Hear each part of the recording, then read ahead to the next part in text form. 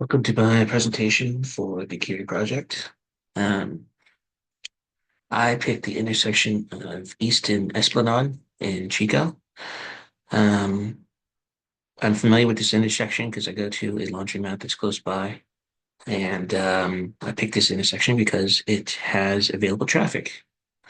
You'll notice that there are two through lanes from coming from each direction, and then each direction also has two left-hand turn lanes and one right turn lane. I don't know why the overview shot there shows a break in the road.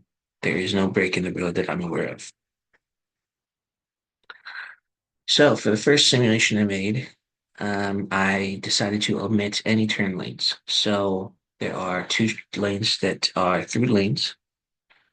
Um, and that means that when a car enters from the north, I made it so that it always exits in the opposite direction. So it'll exit in the south. True for any direction, east, west, west, east, south, north.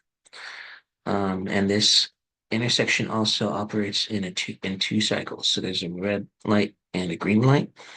The red light helps facilitate when wait times and CO2 emission times start incrementing. The second simulation I made is a four-way roundabout.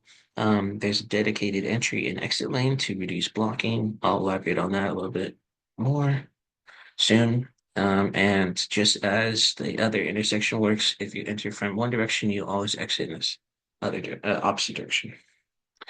The reasoning behind this is if we got rid of traffic lights, we could reduce wait times potentially and therefore reduce CO2 emissions as well. The two metrics were measured were average wait time and then average CO2 emissions. You can see how those two metrics break down. And the way that these were collected was wait time would be incremented at red light at this first simulation, I should say, or at in the second simulation, it would be incremented due to a roundabout or waiting as cars progressing through the roundabout. Um, the way I found out the emissions numbers was from a link in the EPA that says that a typical passenger vehicle emits about 4.6 metric tons of carbon dioxide per year.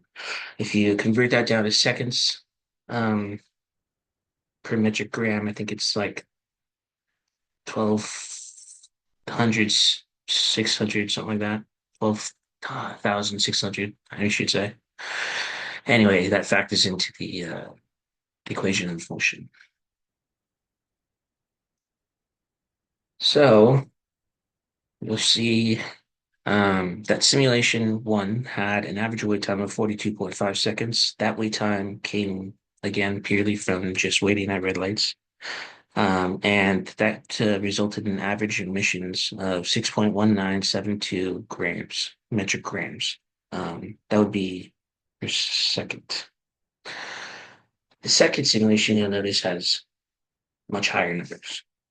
The reason for this is because there was a lot of blockage in the roundabout function. So what that means is I ran into a lot of infinite loops. So to get around that, I made breaks in my functions for cars to get out of the loop essentially, and the function continue counting potential wait cars from or wait times from other cars.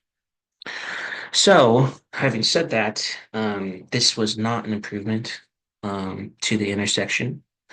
Um, and furthermore, I can say that I'm not confident either about the average wait time or the average emissions for simulation two. Again, I had some difficulties with blockages and running into infinite loops. So what I think would be, I would propose for improvements for the future if I continued working on this is including more lanes or essentially um, making 2D vectors instead of 1D vectors so that I can simulate more lanes and reduce blockages. So if cars entering into let's say the north, there's a car progressing through the north position too, it's not blocked from entering. Um, and I think that will actually accurately or more accurately reduce wait times and therefore CO2 emission times. I enjoyed this project. I learned a lot. I did a ton of debunking. I did more than I had for the rest of the semester. I actually understand why that's so helpful now, because it helps me actually produce results. And again, I want to emphasize that although I did get results, I'm not confident that they are accurate.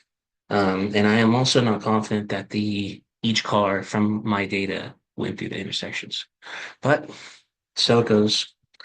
I'm happy I'm done and I'm happy about this.